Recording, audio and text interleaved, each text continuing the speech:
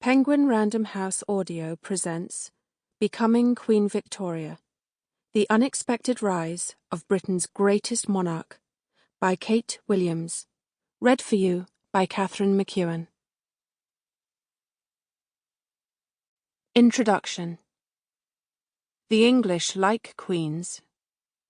The Dowager Duchess of Saxe-Coburg, on hearing of the birth of her granddaughter, Princess Victoria. The English do indeed like queens. Queen Victoria is England's longest-reigning monarch, having ruled for 63 years and 216 days. Elizabeth II seems well on the way to ruling for 60 years, after weathering more challenges than many monarchs in history. I was born into a unique conjunction of female prime minister and monarch. To a child growing up in the 1980s, women ruled. Female heads were on coins and notes, criminals were incarcerated at Her Majesty's pleasure, and the Queen's armed forces fought a female politician's wars. Accustomed as we are to the long reign of Elizabeth II, a queen seems a perfectly welcome outcome for the present-day British. However, in the late 18th century, the situation was very different. Queen Anne's unhappy reign cast a long shadow, and female monarchs were seen as unreliable and untrustworthy. But with a mad king and a debauched prince regent in power, the English changed their mind about queens. They invested their hope for a stable future in a princess, Charlotte, daughter of the Prince Regent. She was young and pretty, apparently liberal in her views, and sympathetic to the general public. She gave the country hope throughout the rigours of the Napoleonic Wars, during an age when monarchs across Europe were being swept off their thrones. When she and her child died, the English despaired. They believed they were doomed to rule by the Prince Regent and his hedonistic brothers, including the buffoonish Duke of Clarence and the evil Duke of Cumberland. Then, within a few years, Victoria appeared, the bearer of a slightly ridiculous anglicised version of a French name, given to her because the Prince Regent hoped she would always remain a minor princess. Few thought she would ever be queen. In order to be queen, Victoria had to navigate prejudices, the unfriendliness of her relations, and her mother's quest for power. We have a vision of her as dreary and stolid, the embodiment of stoic virtue and repressively moralistic views.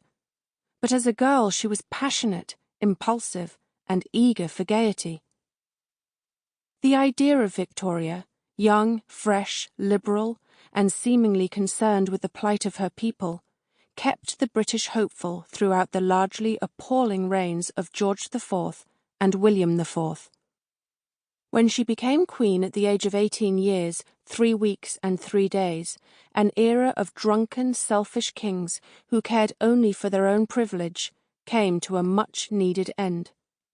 The profligate sons of George III had pushed a portion of the population closer to revolution than at any time since the English civil wars.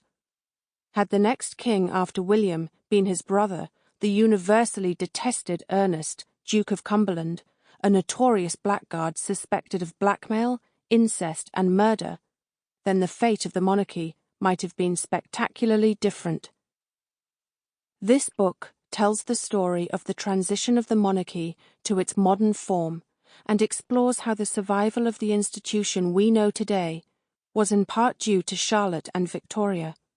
The pages that follow tell the tale of two heirs to the throne, young women growing up in the palaces of St. James's and Kensington, forced to negotiate a tricky path between their own desires and the demands of duty to court and country.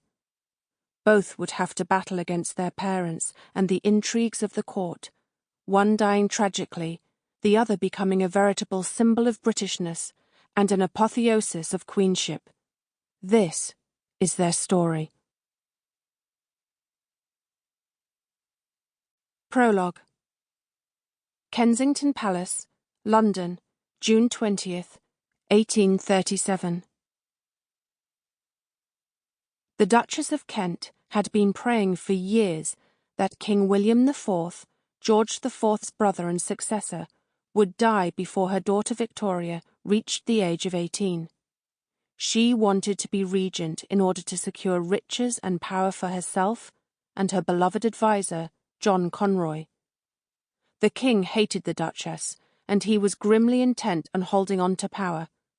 Victoria turned 18 on May 24th, and the king finally stopped fighting to live. Less than a month later, on June 20th, the princess was woken in her bed and told she had important visitors. Still in her nightgown, she made her way downstairs to the sitting room below to receive the Archbishop of Canterbury and Lord Conyngham, the Lord Chamberlain. Her mother was determined to enter with her, but Victoria told her firmly to wait outside. As she walked into the room, the two men knelt gravely before her and pronounced that King William had died. Victoria was Queen of England. The Duchess was listening at the door, hugging herself with excitement and dismissing her daughter's sudden flare of resistance as a mere tantrum.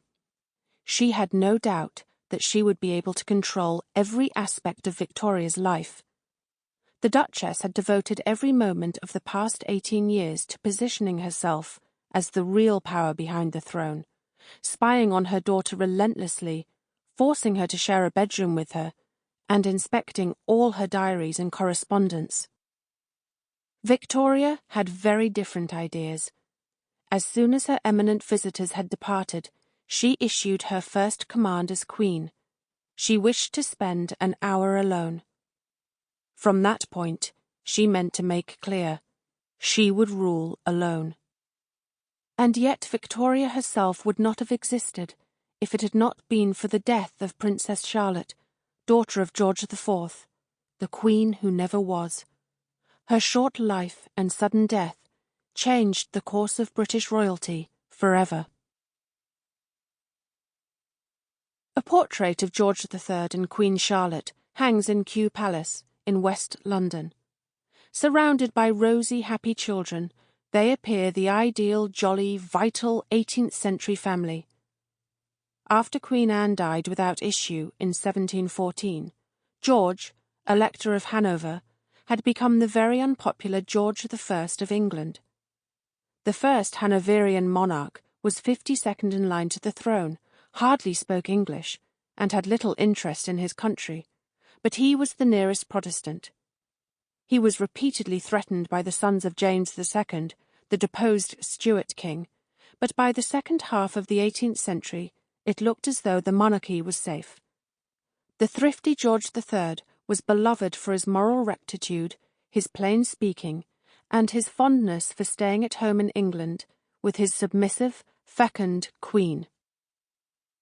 Although the king became infamous for his bouts of mental illness and for losing America, he has been esteemed for his easy fertility and 13 children. But behind the seeming harmony of the portrait lay a family that was one of the most unhappy and chaotic in history. George's tyrannical behaviour toward them shaped the future of the British monarchy for more than 100 years, indeed perhaps coming close to prompting its end. His daughters became bitter spinsters, and his sons hopeless rakes, detested by the country for their irresponsible behaviour and shocking debts. By 1817, the entire complement of 13 children had produced only one legitimate child among them, Charlotte, daughter of George, Prince of Wales. When she died, the position was even more untenable, so many offspring and not one heir among them. These apparently hearty, affectionate princes and princesses had failed spectacularly to marry or procreate successfully, thanks to a combination of their father's tyranny and their own selfishness. Queen Charlotte was just 18 when she gave birth in 1762 to her first child, a strong, large and pretty boy, George, Prince of Wales. Delighted by his procreative skills, the king did not hold back. By September 1766, the 21-year-old queen was the mother of 3 sons. Sample complete. Ready to continue?